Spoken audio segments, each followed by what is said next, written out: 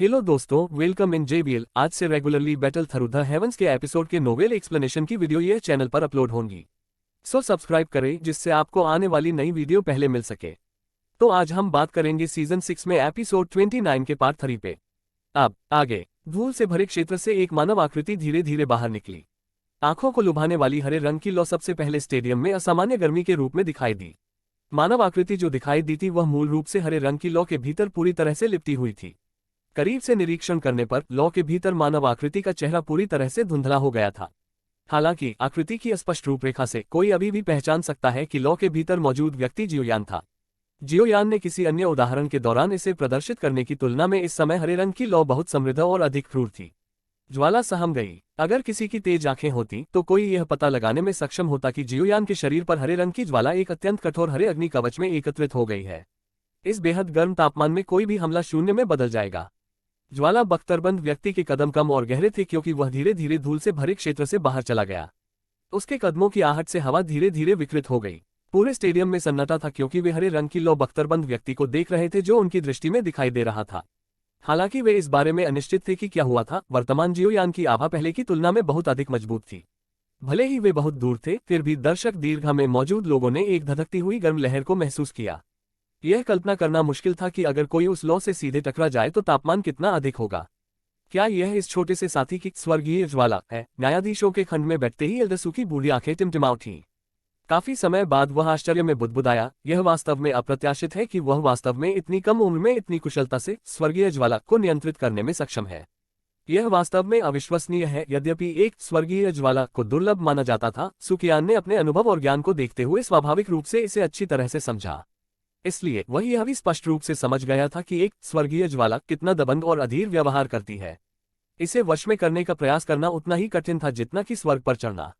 इसके अलावा एक के वश में करने के बाद भी इसे नियंत्रित करना दूसरी बात थी, जैसे कि यह किसी की अपनी भुजा हो। यदि कोई इसे ठीक से नहीं करता है तो प्रतिक्रिया हो सकती है। फिर भी जियोयान ने वर्तमान में जो ज्वाला प्रदर्शित की थी वह अंततः दबाने से पहले एक कवच के आकार में बदल जाने से पहले अपनी सीमा तक संघनित एक ज्वाला थी। इस तरह की विधि की किसी के नियंत्रण के स्तर के प्रति कठोर आवश्यकता थी। उसे वास्तव में उम्मीद नहीं थी कि जियोयान इस उम्र में ऐसा कारनामा कर पाएगा। सुकियान ने एक बार कई कीमियागरों से मित्रता की थी जिनके शोधन कौशल असाधारण थे। हालांकि उनके द्वारा उपयोग की जाने वाली सभी लैपटॉप की पृष्ठभूमि उल्लेखनीय थी, लेकिन वे एक सच्ची स्वर्गीय ज्वाला की तुलना में काफी कम थी। इसके अलावा लौ पर उनका नियंत्रण जियोयान से ज्यादा नहीं था। यह ज्ञात होना चाहिए कि एक स्वर्गीय ज्वाला का नियंत्रण अन्य लैपटॉप की तुलना में कम से कम 10 गुना अधिक कठिन था। इसके अलावा इनमें से अधिकतर लोग महाद्वीप पर प्रसिद्ध हिलकेमिस्ट ग्रैंडमास्टर्स थे। दूसरी ओर जियोयान इस समय काफी प्रतिभावान होने के बावजूद अभी भी एक सामान्य अज्ञात छोटा व्यक्ति था। ज्वाला को कवच में जमाना। कीमियागर विभाग की उन विशेष फ्लेम कंट्रोलिंग तकनीकों के भीतर भी इसे काफी उच्च स्तरीय लौ नियंत्रण विधि माना जा सकता है। ज्वाला नियंत्रण की कठोर डिग्री जिसके लिए इस चीज की आवश्यकता थी, अधिकांश कीमियागरों को उसे पकड़ने में असमर्थ होने के लिए पर्याप्त थी। बेशक कवच में ज्वाला का जमाव कुछ ऐसा नहीं था जिसे जियोयान ने अचानक एक विचार के बाद अचानक समझ लिया था। यह केवल एक अत्यंत सरल प्रक्रिया थी जो दाडूशी के डूकी हुई आर्मर के समान थी। यह सिर्फ इतना था कि इस प्रकार के कवच की कठोरता की डिग्री जो एक लौ से ढेर हो गई थी, ज्यादातर उपयोगकर्ता के लौ नियंत्रण और लौ सार की ताकत से निर्धारित होती थी। जियोयान के पास एक शक्तिशाली आध्यात्मिक शक्ति होने के कारण जिसने याओलाओ को भी चकित कर दिया था, स्वाभाविक रूप से उसकी नियंत्रण क्षमता में कोई समस्या नहीं थी। ज्वाला सार के रूप में स्वर्गीय ज्वाला की तुलना में और कौन सी ज्वाला अधिक प्रचंड थी? इसलिए ग्रीन लोड स्कोर फ्लेम से जमा हुए इस लौ कवच की रक्षात्मक ताकत काफी भयावह डिग्री तक पहुंचने की संभावना है। लिन शियुआ, लियू किंग और ऊंचे मंच पर मौजूद अन्य लोगों ने अखाड़े में हरे रंग की लौ से लैस विशाल हथियारबंद व्यक्ति को देखते हुए स्तब्ध चेहरों को प्रकट किया। इस वक्त उन्हें लगा कि दोनों की ताकत को देखते हुए भी संभालना थोड़ा मुश्किल है। उस कवच को ढकने वाली हरी लौ निस्संदेह एक अत्यंत भयानक ज्वाला थी। हालांकि वे कभी भी व्यक्तिगत रूप से इसके संपर्क में नहीं आए थे, फिर भी वे यह महसूस करने में सक्षम थे कि यह संभव है कि यदि वे इसे छूते हैं तो वे एक बड़ी मुसीबत में पड़ जाएंगे। चूंकि कोई इसे छू नहीं सकता था, कोई केवल डूक्यूई हमलों का उपयोग कर सकता था। हालांकि केवल ऐसा करने से इस कछुए के खोल जैसे कवच पर कोई प्रभाव प्राप्त करने में कठिनाई होगी। यह शक्तिशाली ब्लडी ग्राउंड आर्ट स्प्लिट से देखा जा सकता है जिसे बाई चेंग ने पहले प्रदर्शित किया था, क्योंकि यह कवच पर दिखाई देने के लिए ज्यादा नुकसान नहीं पहुंचा पा रहा था। इस चीज में एक रक्षात्मक ताकत थी जो किसी को भी दंड कर देगी। कोई भी अनादरपूर्वक कह है कि अब जब जियोयान के पास यह हरे रंग का लौ कवच था जिसे कोई शारीरिक रूप से छू नहीं सकता था, फिर भी उसके पास एक रक्षात्मक शक्ति थी, उसकी लड़ने की क्षमता बहुत बढ़ गई थी। ऐसा इसलिए था क्योंकि इस तरह के कड़े बचाव का सामना करने पर लियू किंग और अन्य लोग थोड़े समय के भीतर इससे निपटने के लिए किसी भी तरीके के बारे में नहीं सोच सकते थे। अखाड़े में बड़ी हरी लौ बख्तरबंद व्यक्ति ने अचानक हल्का सा कंपन दिया, जबकि पूरे स्टेडियम में सन्नाटा छा गया।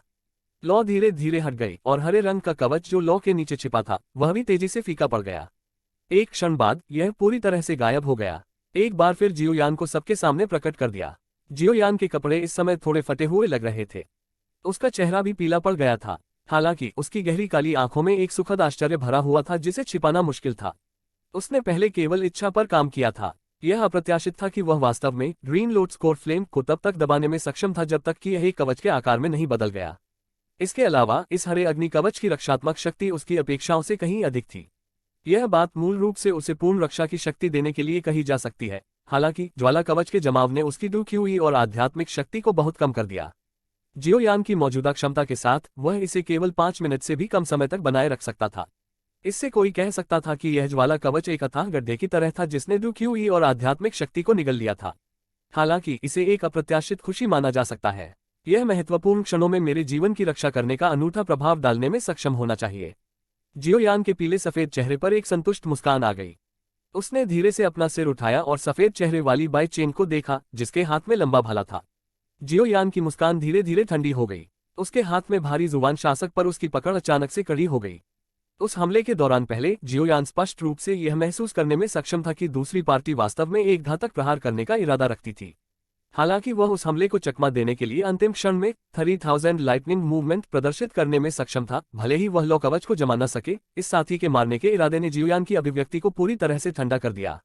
बाई चेन के मुंह का कोना थोड़ा सा हिल गया क्योंकि उसने जियोयान के चेहरे पर गहरी ठंडक महसूस की थी। उसकी जोड़ी आंखें अभी भी शातिर और निर्मम थी क्योंकि उसने अपने शरीर में थोड़ी सी बची हुई डूक्यूई को इकट्ठा किया। जियोयान के शरीर के भीतर डूक्यूई ने उसकी क्यूई पद्धति के मार्ग का अनुसरण किया क्योंकि यह तेजी से प्रसारित हुआ, जिसके बाद यह लगातार आसपास की प्राकृतिक ऊर्जा को अवशोषित करता रहा।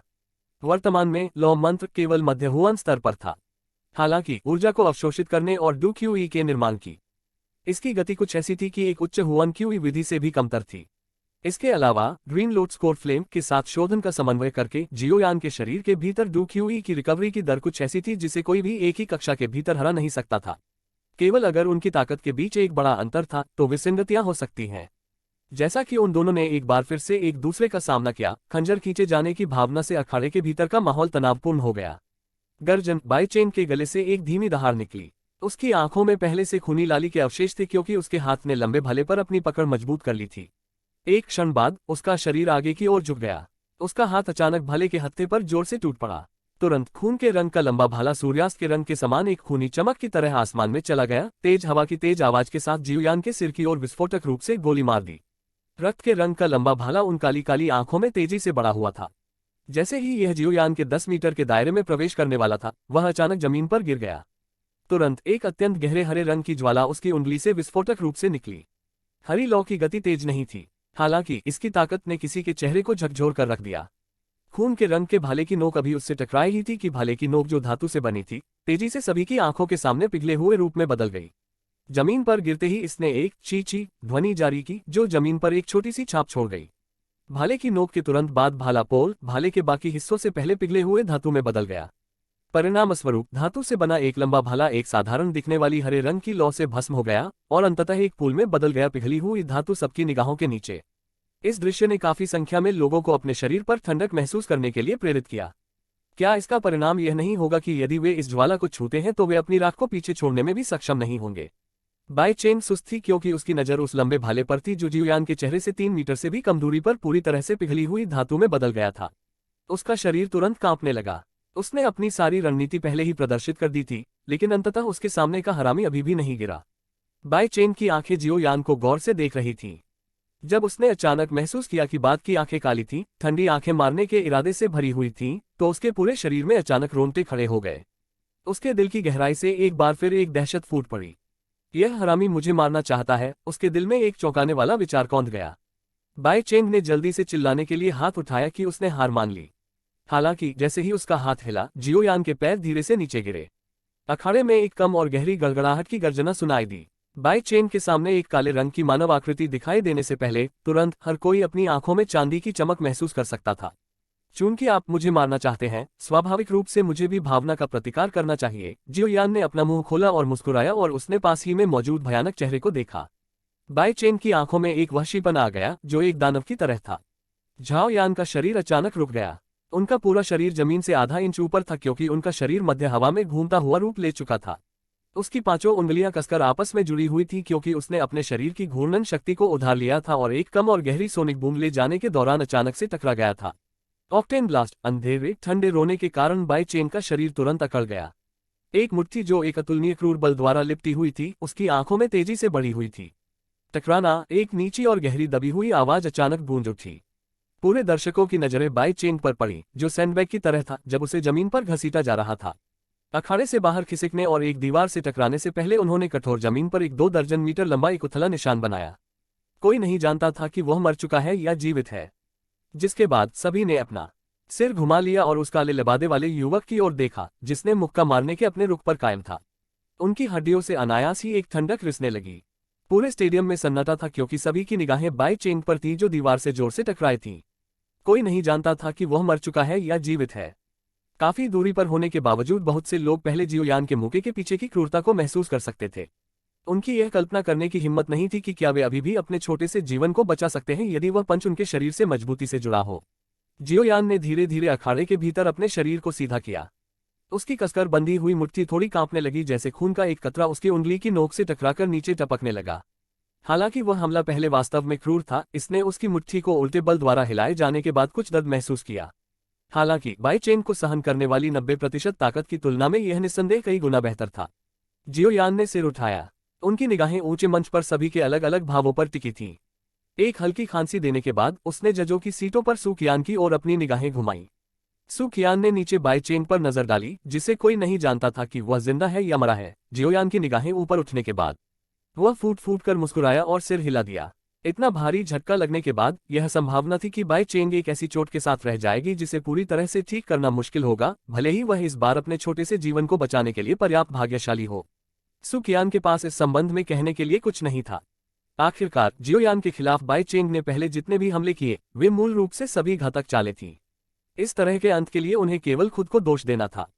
सू कियान ने अखाड़े के भीतर सुरक्षा बनाए रखने वाले कुछ प्रशिक्षकों की ओर हाथ हिलाने से पहले अपने बगल के कुछ बड़ों के साथ नजरें मिलाईं। तुरंत 2 लोग आगे बढ़े।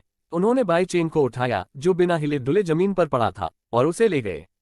खांसी। जियो यान इस मैच को जीतता है। सू कियान की नजर अखाड़े में जियो यान पर पड़ी। बोलते ही उनकी आवाज और गहरी हो गई। हालांकि मुझे उम्मीद है कि हर कोई अगले मैच में इस तरह के भारी हमलों का इस्तेमाल नहीं करेगा। जिनकी रणनीति ओवरबोर्ड है उनकी प्रतियोगिता में भाग लेने की योग्यता रद्द कर दी जाएगी।